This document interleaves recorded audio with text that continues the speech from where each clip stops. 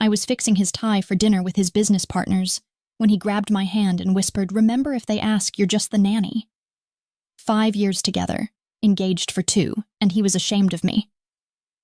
That night, I smiled through dinner while texting my lawyer. By dessert, I had transferred my half of our business worth $3.6 million to my private account.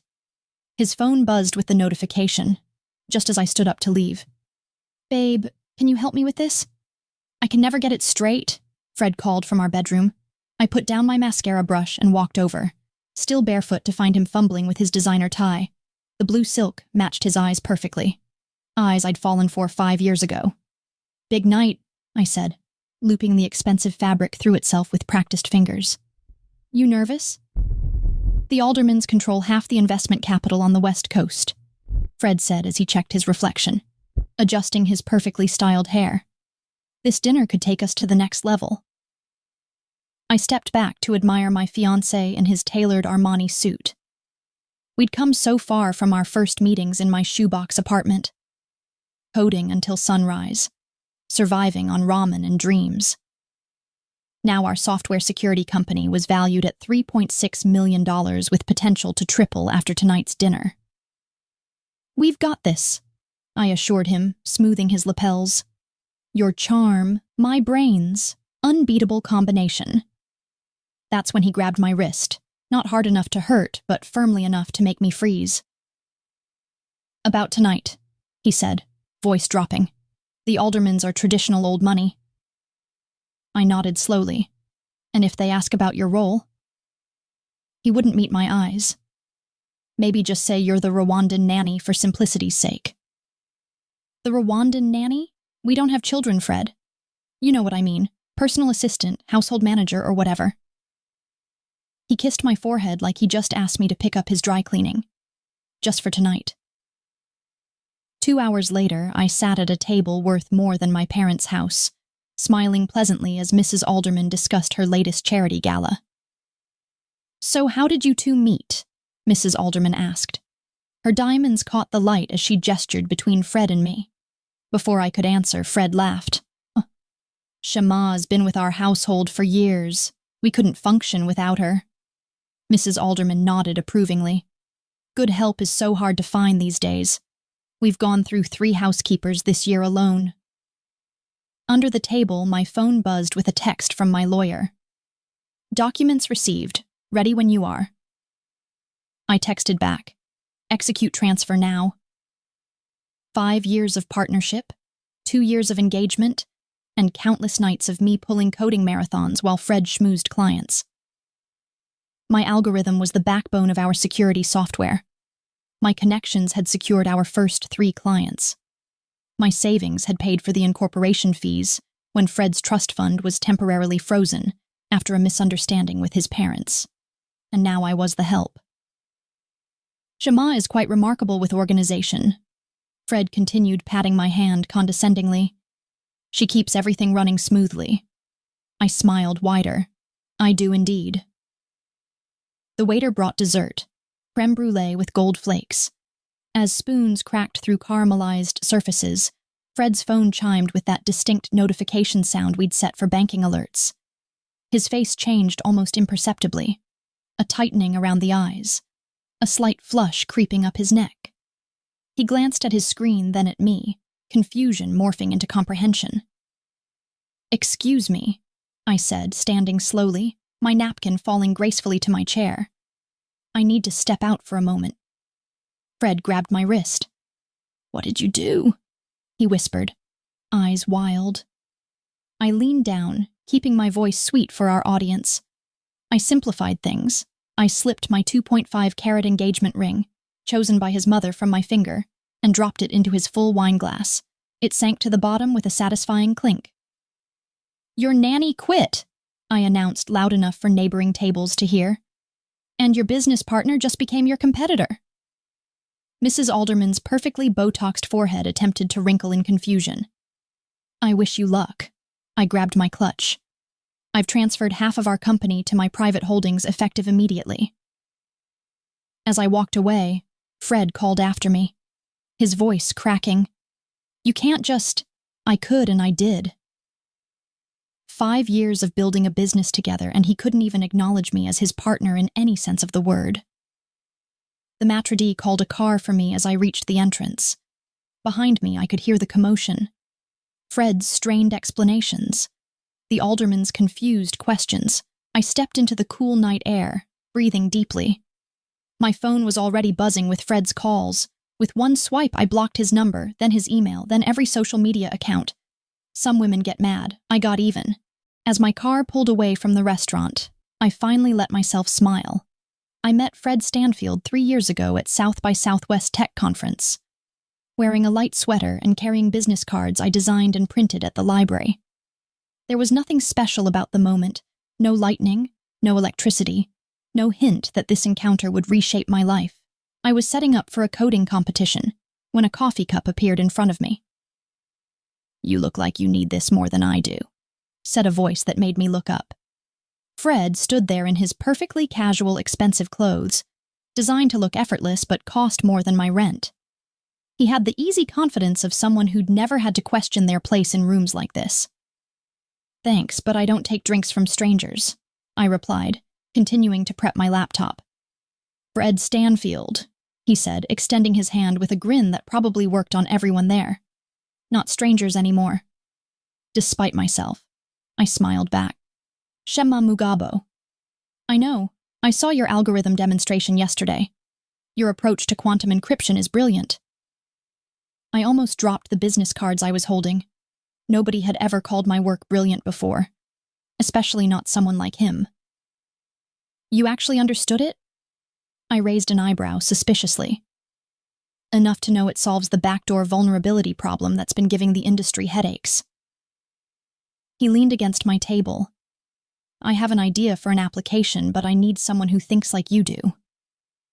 By the end of the conference, we had exchanged numbers and agreed to meet.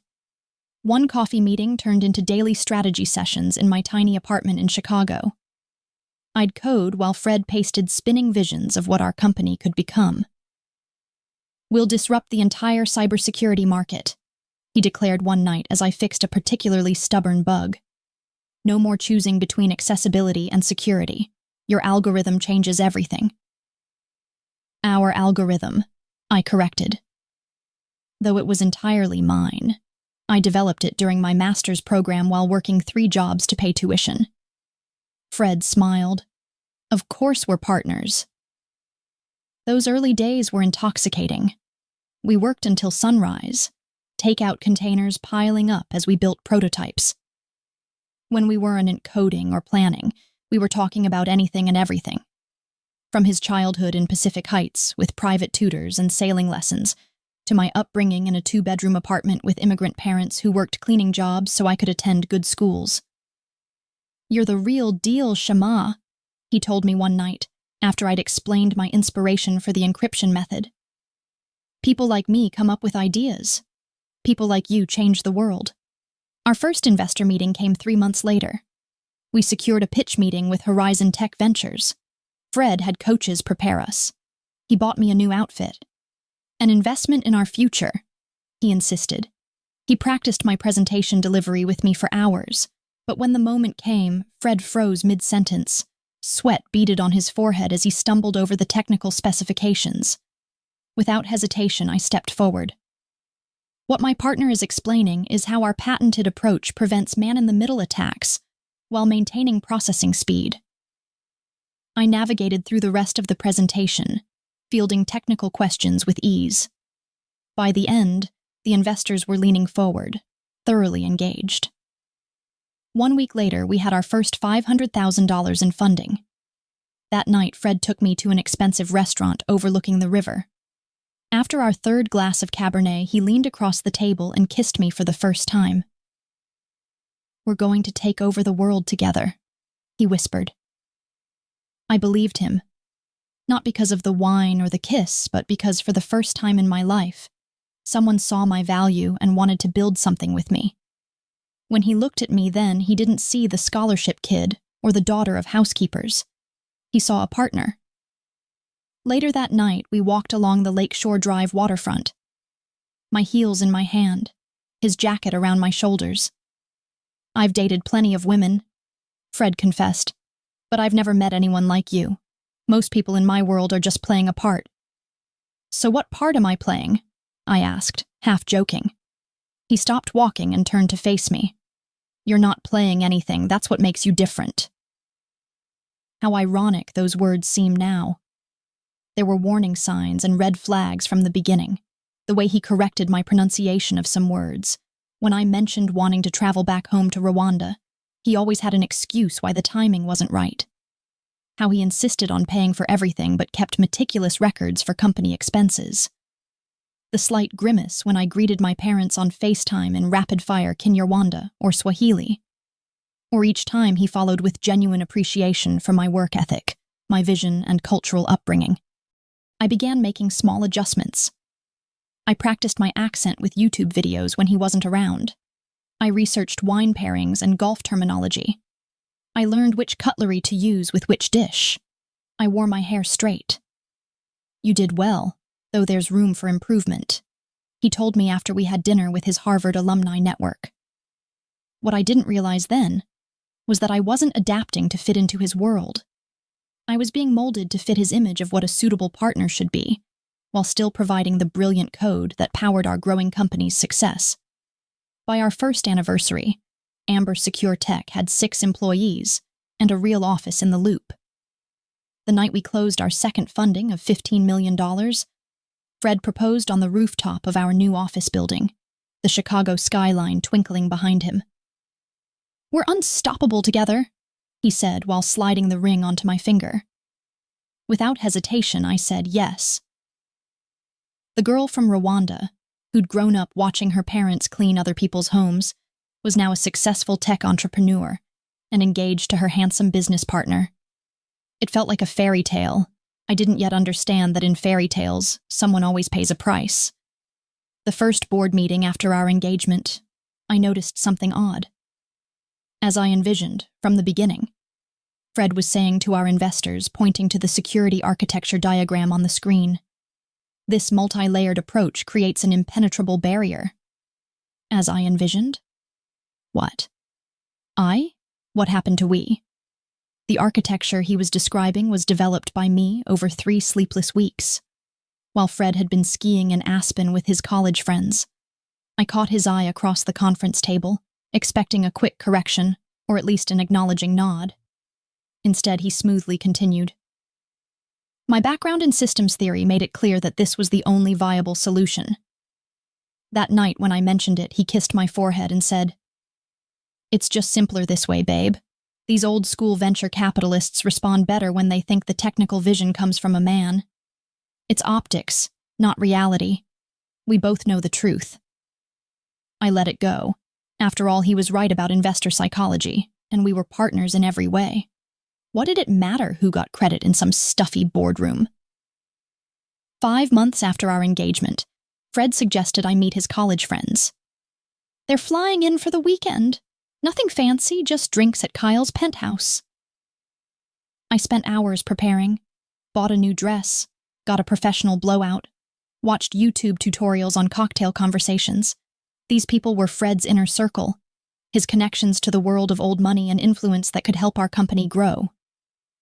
Kyle's penthouse turned out to be a 2-story monstrosity at top 1000M, with a private elevator and views that made our office windows look like peepholes. His girlfriend greeted us with air kisses and a critical once-over of my outfit. So you're the genius behind Amber Secure Tech, said a man who introduced himself as Brad Henderson while swirling an amber liquid in a crystal tumbler. Fred says you're some kind of coding prodigy. I wouldn't say prodigy, I replied modestly. Brad chuckled. Fred, where did you find this unicorn? Tech conference, Fred said, his arm draped casually around my shoulders. Spotted her talent immediately. I bet you did. Kyle's girlfriend purred with a knowing look that made my skin crawl. As the evening progressed, the conversation drifted to shared memories, vacations in Bora Bora, prep school scandals, and family connections. I sipped my wine quietly, having nothing to contribute. During a lull, Kyle asked, So Shema, where did you summer as a kid? I responded, We visited my grandparents in their village outside of Kigali a few times. The silence that followed felt endless. "How exotic," someone finally said. Later in the kitchen, fetching more ice, I overheard Kyle say, "She's brilliant, no doubt, but really Fred for marriage? Your mother must be spazzing." Fred's response was too low to hear, but the laughter that followed haunted me all weekend. The changes came gradually after that. Fred hired a communication coach for me before our next investor round. "Your technical brilliance speaks for itself," he assured me, "but sometimes your accent gets stronger when you're excited about coding. The coach will help polish your delivery." Then came the wardrobe consultant, the diction exercises, the subtle corrections of my table manners, the private cooking lessons so I could host properly when his parents visited. "It's for the business," became Fred's mantra. Perception matters in this world. Meanwhile, in our growing company, my role seemed to be shrinking in public. While expanding in private, in meetings, Fred increasingly referred to my vision and my technical approach as his own. But at midnight, when a system crashed or a security vulnerability emerged, my phone was the one that rang. One afternoon, scrolling through our company's Instagram, I noticed something strange. Photos from our last product launch showed Fred with various team members, but none with me despite my central role in the event. "The photographer barely got any good shots of you," Fred explained when confronted. "You were moving around too much talking to clients." But the pattern continued, on our website. My founder bio shrunk while Fred's expanded. At conferences, I was introduced as head of development rather than co-founder. In press coverage, journalists who contacted me for interviews were mysteriously redirected to Fred. The final straw came during a meeting with our lawyers about the company's future. As we discussed potential acquisition scenarios, Fred casually mentioned the prenuptial agreement. "What prenup?" I asked, confused. "The one we'll sign before the wedding." Fred replied smoothly. "Standard procedure. It'll protect the company's interests." "You mean your interests?" I corrected, noticing how the lawyers avoided my gaze. "Our interests are the same," Fred insisted, squeezing my hand under the table. "This is just paperwork." That night, I discovered a draft prenup in his email. It classified my stake in Amber Secure Tech as contingent upon ongoing marriage and employment. Essentially, if we divorced, I'd lose my company. When confronted, Fred sighed like I was being unreasonable. "It's just boilerplate language. Dad's lawyers are old-fashioned." "Change it," I demanded. "Of course," he promised, kissing me on my forehead. "I'll have them revise everything." He never did. Instead, he started separating our finances, creating new company accounts where I wasn't a signatory, and rescheduling key meetings when I was traveling. I was losing pieces of myself, shaving off edges to fit into Fred's world while simultaneously being edged out of the company I'd helped build. The brilliant partnership that had once felt like magic was revealing itself as something else entirely. A slow, calculated erosion of my power, my identity, and my worth. "You're a rock star! That security solution you architected for the banking API just saved us from a major vulnerability." I smiled at Aaron, our new lead developer. As we stood in the crowded tech meetup, it was refreshing to be recognized for my work by someone who actually understood it. "Thanks, but it was a team effort," I said automatically. "Jonathan told me it was all you. Said you code at a level he can barely follow sometimes." Aaron's genuine admiration was a stark contrast to the diminishing role I played in our company's public image. I almost choked on my sparkling water. "Jonathan said that?" "Yeah. He calls you the secret weapon of Amber Secure Tech. Everyone in the industry knows you're the technical genius behind the operation." I nodded. Over the weekend, I accompanied Fred to his parents' country club for his father's birthday celebration. As we entered the ballroom at Crestview Hill Country Club, Fred's mother Air kissed my cheeks before pulling her son aside. I pretended not to hear their exchange. "Did you have to bring her to this, Fred? The Whitmores are here and they're considering investing." "She'll be fine, Mother. Just limit their conversations with her." At dinner, Fred's hand rested possessively on mine as he masterfully worked the table of wealthy potential investors. When asked what I did, he smoothly interjected before I could answer. Shima handles all the household affairs so I can focus on growing the business. She's indispensable. I froze, fork halfway to my mouth as he continued speaking about quarterly projections and market penetration. Later, when I confronted him in the car, his explanation was ready. These people wouldn't understand what you really do. They're old money. They think coding is something their IT guy does. I'm protecting your genius from their narrow minds by making me sound like your assistant, by keeping their focus on investments. Not questioning whether a woman with your background could build enterprise security architecture. Plus, when you get excited, your accent comes out. He squeezed my knee. It's strategic, babe. Different audiences need different narratives. That night, unable to sleep, I created a spreadsheet documenting the discrepancies. 3 columns. Column 1, tech industry. How Fred presented me to developers, engineers, and technical clients. Column 2, to investors' friends. How he portrayed me to wealthy connections and potential funders. Column 3, reality. The actual work I did and contributions I made. By morning, the pattern was undeniable.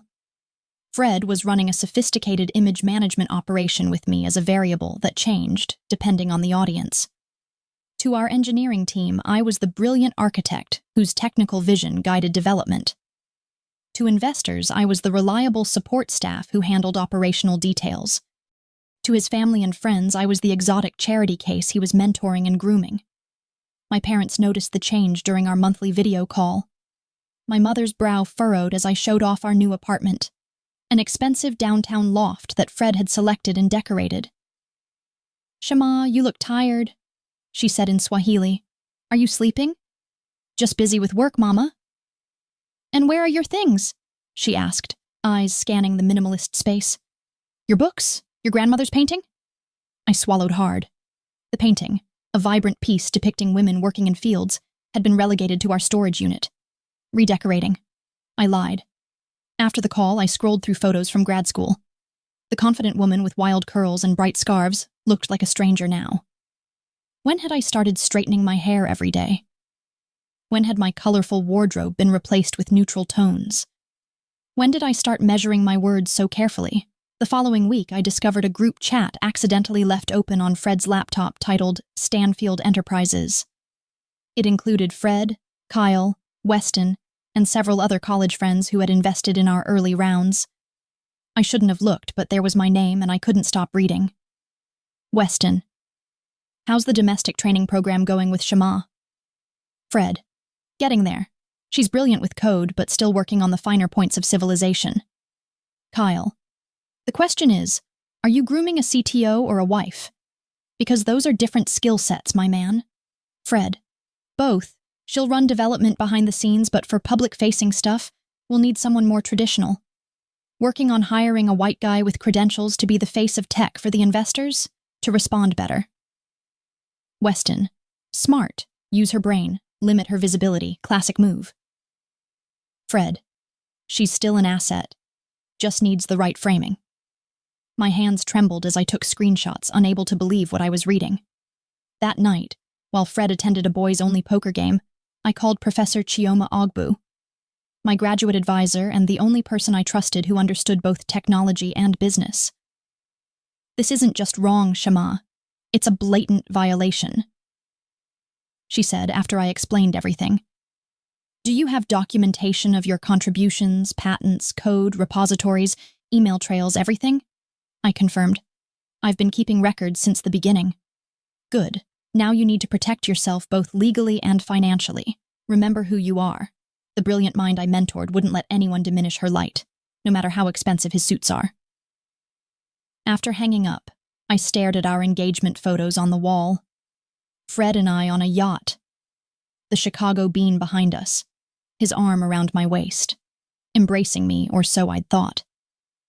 That night, I created 3 new documents: a detailed record of my intellectual property, a list of key clients I had personal relationships with, and a contingency plan. The woman who had fallen for Fred's charm might have been willing to shrink herself to fit his world. But the engineer in me recognized a fatal system error when I saw one. And engineers don't ignore problems, they design solutions. The hotel suite cost $800 per night. an extravagance I would have never considered 6 months ago. As I swiped my personal credit card at check-in, I felt only satisfaction. Let Fred's African nanny live in luxury for once, I thought to myself. Welcome to the Four Seasons, Miss Mugabo, the receptionist said, with practiced warmth. If anyone inquires about me, I'm not here. She nodded politely. We here at the Four Seasons pride ourselves on our patrons' privacy. No information will be given without permission. Thank you. In my suite, I set up a command center, laptop, external hard drives, file folders, and a whiteboard. My fingers flew across the keyboard as I executed the plan I'd been crafting for weeks. First, I changed passwords on every personal account, emails, social media accounts, cloud storage, and banking. Then I blocked Fred on all platforms. Simultaneously, my phone immediately began buzzing with attempted calls that went straight to voicemail. I ordered room service, a $58 burger that tasted like a cardboard box. I methodically worked through my checklist. By midnight, I had secured my personal assets, contacted key clients with my new email address, and backed up all evidence of my contributions to our company on multiple devices. When I finally crawled into the king-sized bed wrapped in plush sheets, my phone showed 32 missed calls from Fred, 29 voicemails, and dozens of increasingly desperate texts. What happened? Call me, baby. The Aldermans are still here. Where did you go? Are you serious right now? Pick up. Whatever you think you heard, it's not what you think. You're being childish. We need to talk about this like adults. I can't access the security protocol update. Where did you put the files? The last one made me smile. Even in crisis mode, he still needed my technical expertise. I silenced my phone and fell into a peaceful sleep. Morning arrived with a commotion in the lobby. The hotel phone rang. Miss Mugabo, I apologize for the disturbance, but there's a gentleman insisting he needs to speak with you. A Mr. Stanfield. He's becoming quite agitated in the lobby. I'm not accepting visitors, I replied calmly. Please have security escort him out if necessary. I later heard 2 security officers firmly escorted Fred out the main entrance doors. His normally perfect hair was disheveled, his designer shirt wrinkled. He looked like he'd slept in his car, which, knowing Fred's flair for drama, he probably did. She's my fiancée, he protested, voice echoing throughout the marble lobby. This is ridiculous. I returned to my laptop, where a notification showed a new email from our company's board chair requesting an emergency meeting. I declined without explanation. My lawyer called at noon. The transfer went through cleanly. She confirmed, as co-founder with equal equity, you had every right to move your shares to your personal holding company. His lawyers are making noise, but legally there's nothing they can do. And the intellectual property? I asked. The patents were filed jointly, but your development logs clearly establish you as the primary inventor. We've already filed the clarification documents with the patent office. He can fight it, but the evidence is on your side. I thanked her and hung up. Turning back to my email, 3 of our biggest clients had already responded to my confidential update, expressing concern about continuing with Amber Secure Tech if I wasn't involved. I assured them I would honor our existing contracts through my new entity. Around 3 p.m., my best friend Michaela arrived with reinforcements: clothes, comfort food, and unquestioning loyalty. You should see Twitter, she said while unpacking samosas from my favorite restaurant. Tech bros are losing their minds, trying to figure out what happened.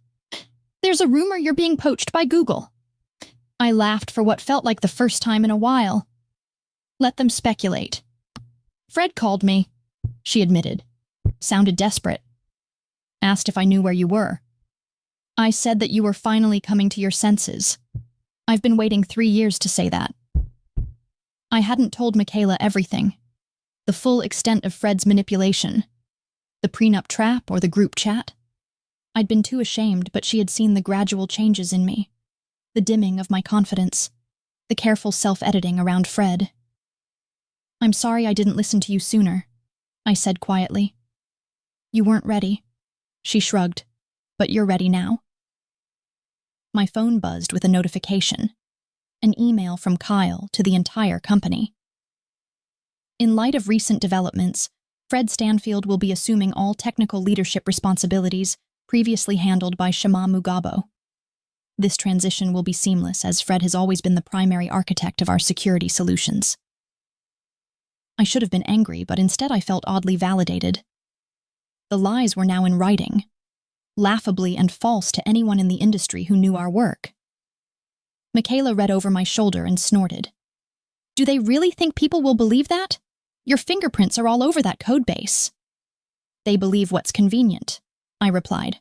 I forwarded the email to my lawyer as additional evidence.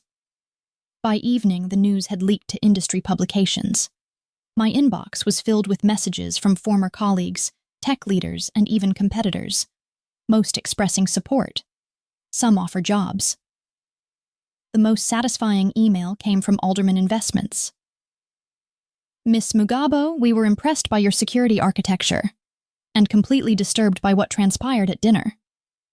We would like to discuss investment opportunities with your new venture without Mr. Stanfield's involvement."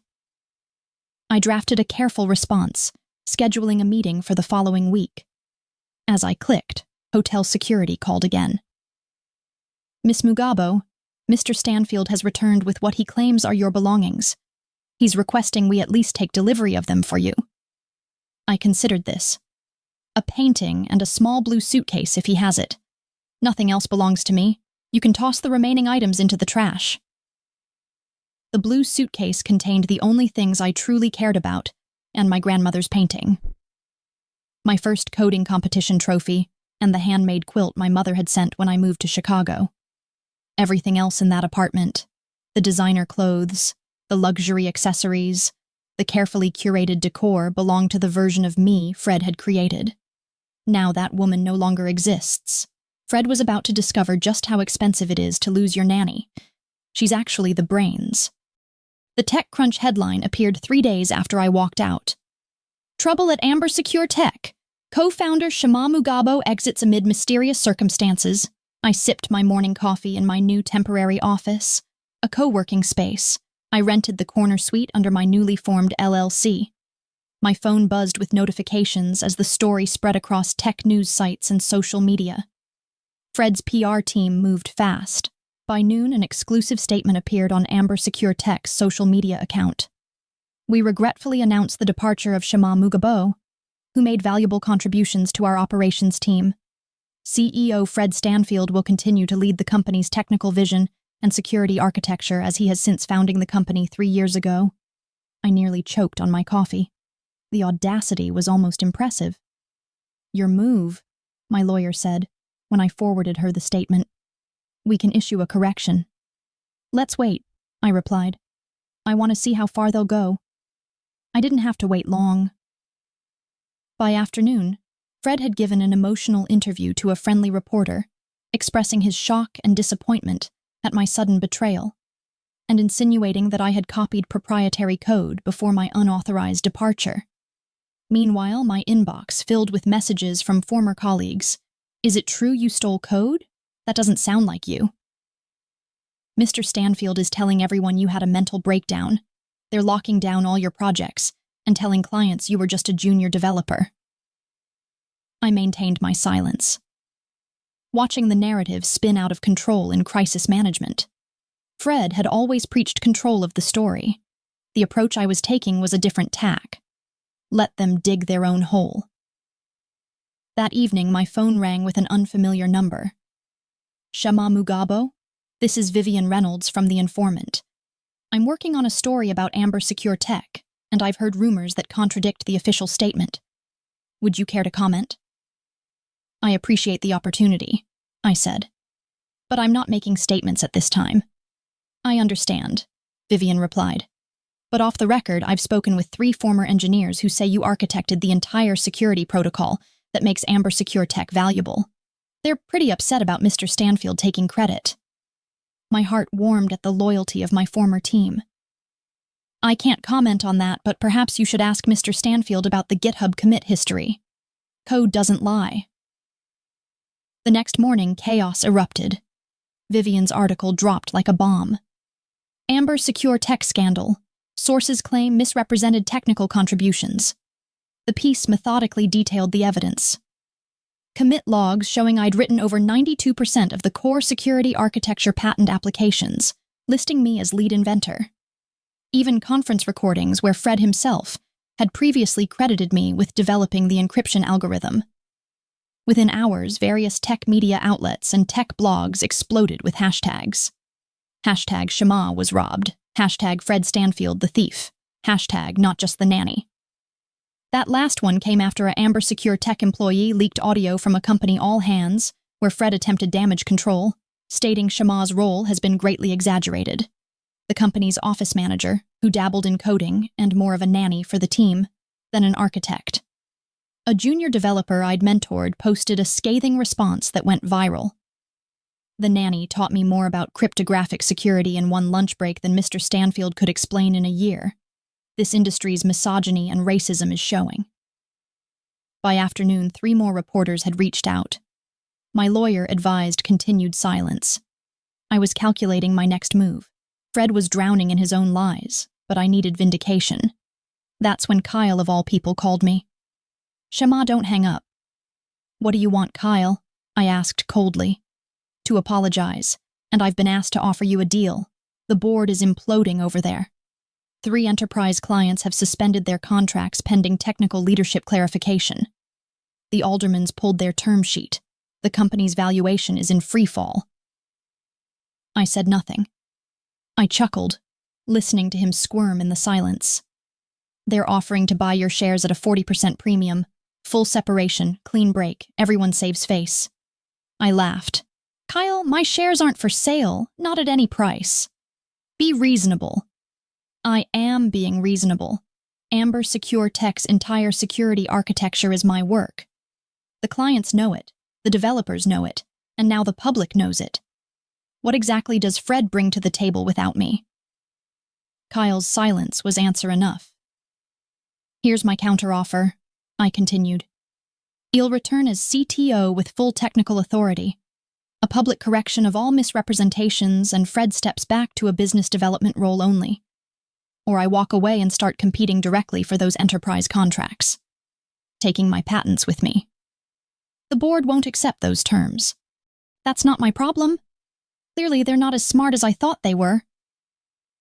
After hanging up, I finally broke my public silence with a single post on LinkedIn. No accusations. No drama.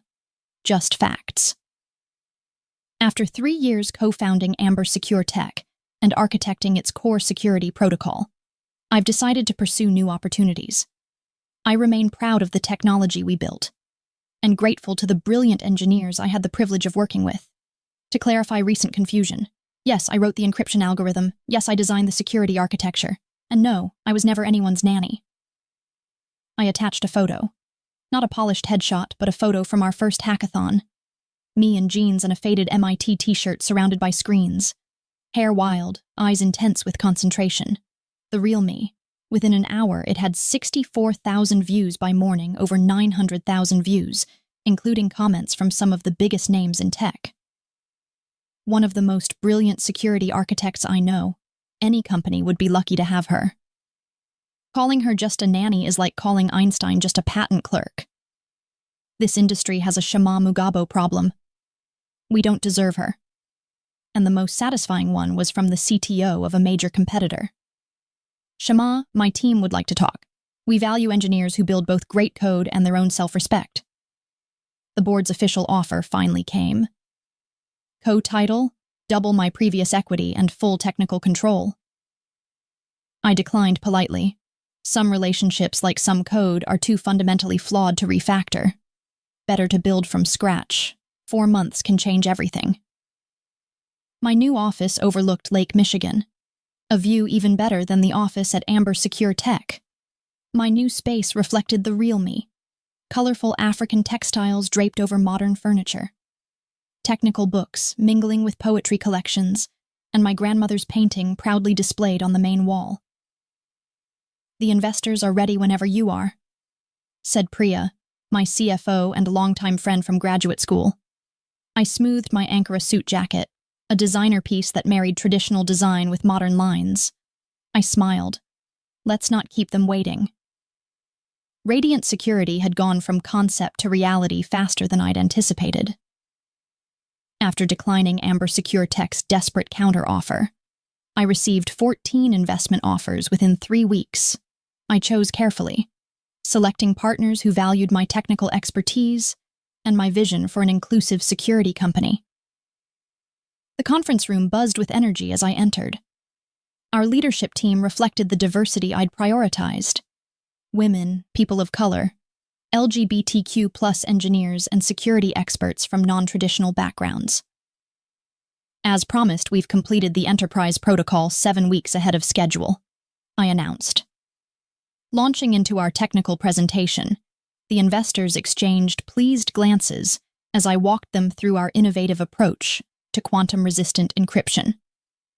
Work I conceptualized during late nights at Amber Secure Tech, but had kept private knowing Fred would claim it as his own.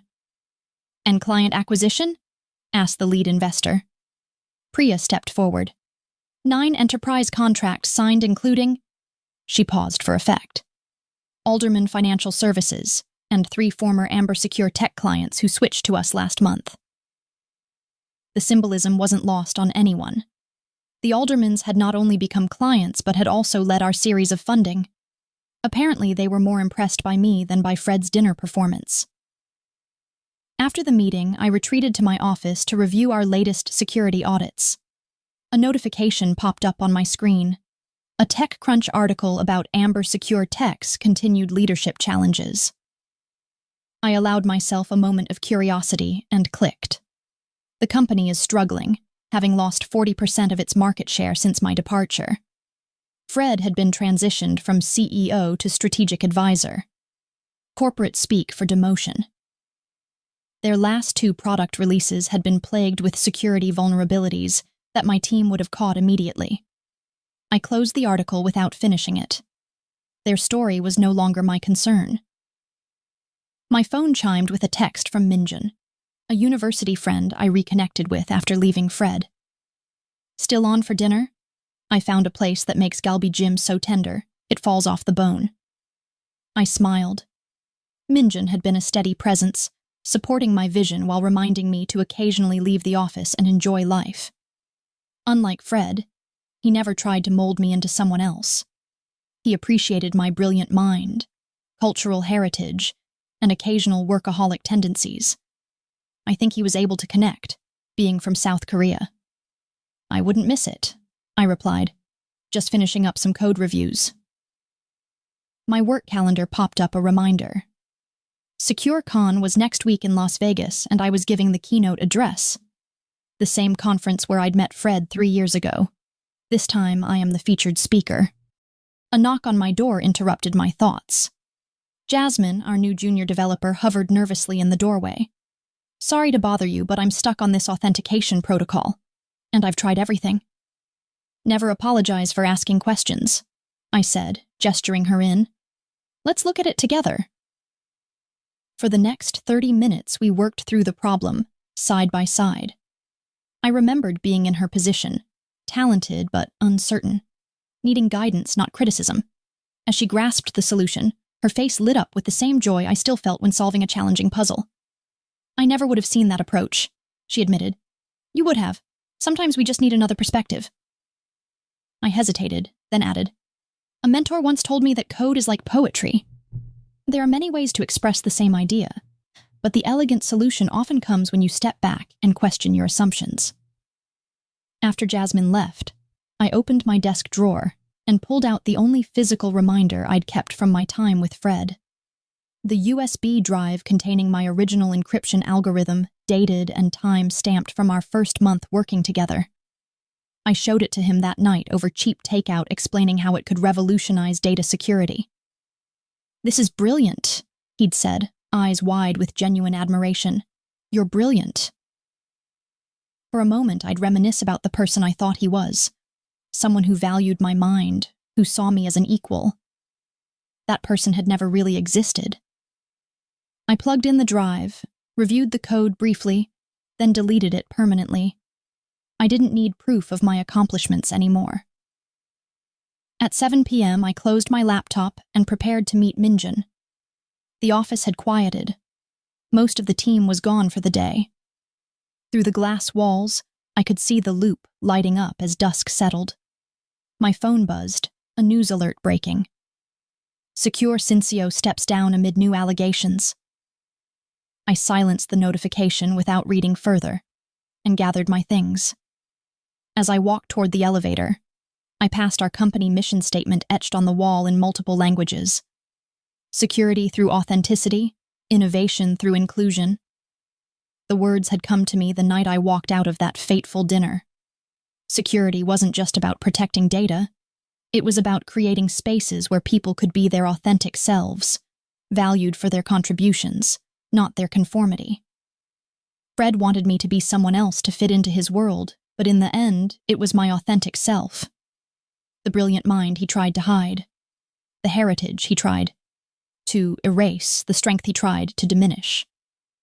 The SecureCon main hall was packed to capacity.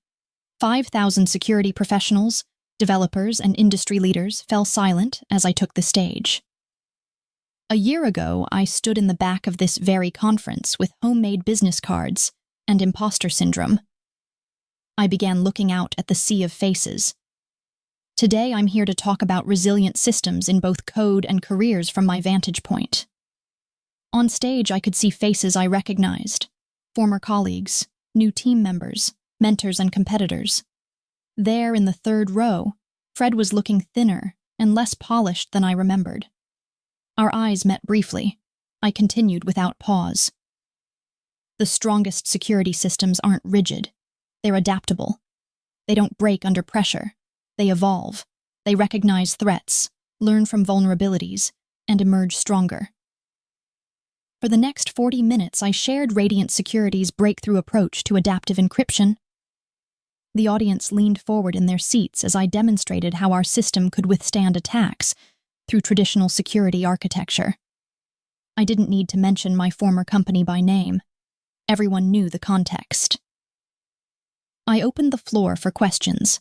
A young woman approached the microphone. Your journey from co-founder to competitor has inspired many of us facing similar challenges in tech. She said, "What advice would you give to someone whose contributions are being minimized or erased?"